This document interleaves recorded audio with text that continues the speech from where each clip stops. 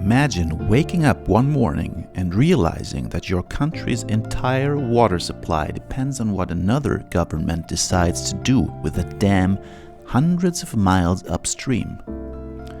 This is not a science fiction story. This is reality for over 100 million Egyptians.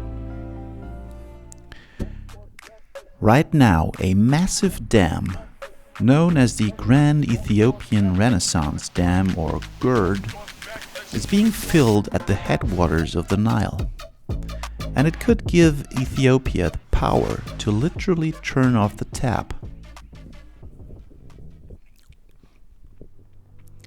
Egypt is a desert with a river running through it.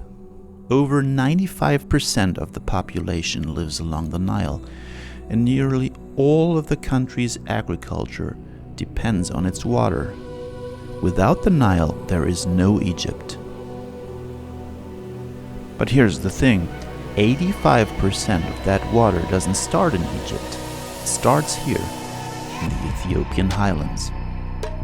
So when Ethiopia started building GERD back in 2011, alarms went off in Cairo. What if Ethiopia fills the dam too fast? What if they cut the flow? What if Egypt runs dry?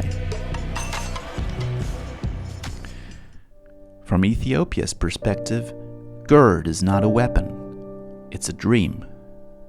A $5 billion hydroelectric dam that promises power for more than 60 million people. A symbol of self-determination, pride, and modern development. And it's already working. GERD has begun producing electricity. For many Ethiopians, this is not just about energy, it's about dignity. In a stunning coincidence, Ethiopia officially inaugurated the GERD Dam today, September 9th, just as I was finishing this video.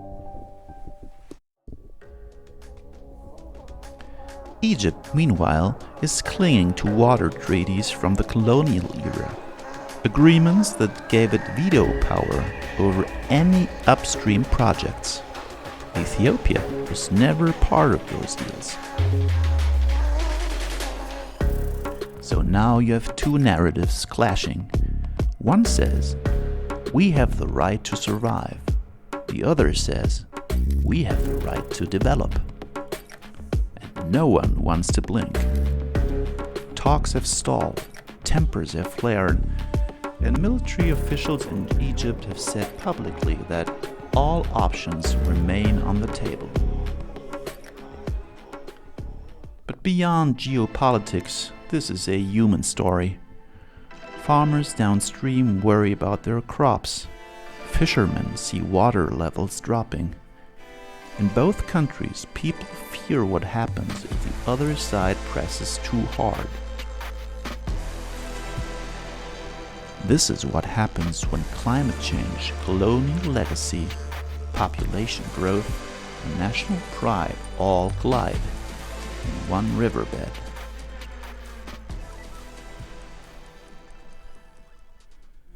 And here's the scary part. The Nile isn't unique.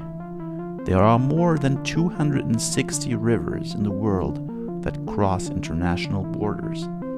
From the Mekong to the Indus to the Colorado River in the US, water is becoming a global flashpoint. Because the wars of the 21st century won't be fought over oil, they'll be fought over water.